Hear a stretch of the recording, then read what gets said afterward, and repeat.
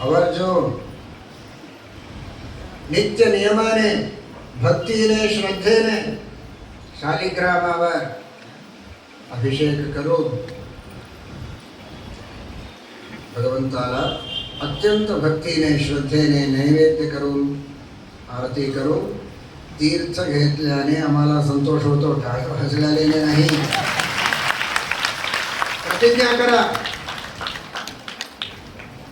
या परम पवित्र सन्निधानामध्ये मूळराम, दिग्विजयराम, वेदव्यास इत्यादी अनंतरूपी असणाऱ्या परमात्म्याच्या सन्निधानामध्ये अत्यंत भक्तीने श्रद्धेने सर्व भाविकांनी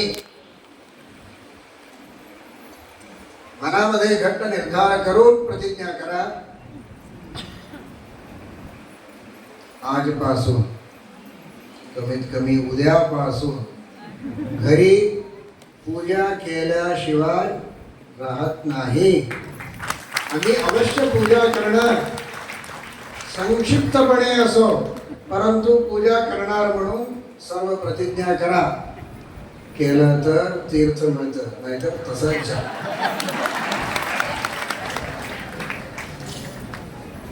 कसं करावं माहिती नाही असं कोणीही चिंता करू नका. हे तुम्ही नको, तुम्ही सगळं रोज करणारच. पाठीमध्ये जे बसलेले आहेत ते सर्व प्रतिज्ञा करा. मराठीमध्ये प्रवचन आहे म्हणून महाराष्ट्रकरांनी प्रतिज्ञा करायचं असं नाही. सर्व प्रतिज्ञा शब्दाच्या सगळ्यांना माहीत आहे. सर्व प्रतिज्ञा करा. कर्नाटकाचे असो, महाराष्ट्राचे, आंध्राचे, तेलंगणाचे, भारताचे कर्मभूमीमध्ये जन्मलेले जे जे आहेत ते सर्व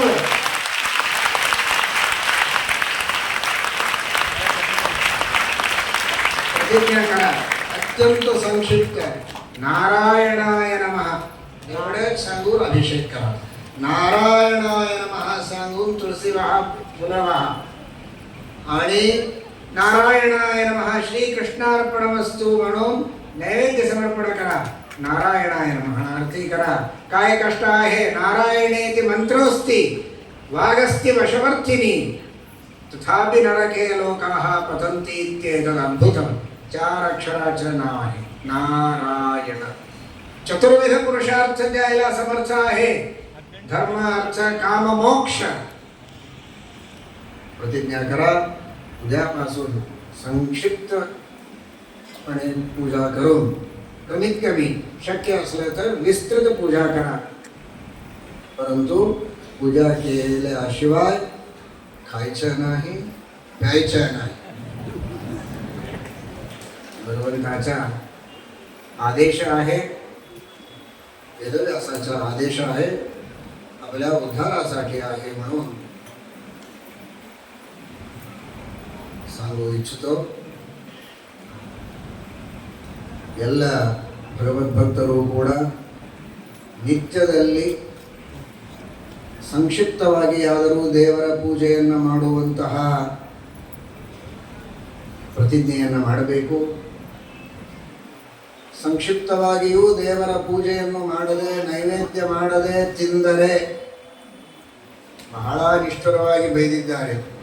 ಹೇಳೋದಕ್ಕೆ ಮನಸ್ಸಿಲ್ಲ. ಪಾಪ ಬಹಳ ಭಕ್ತಿಯಿಂದ ಕೂತಿದ್ದೀರಿ,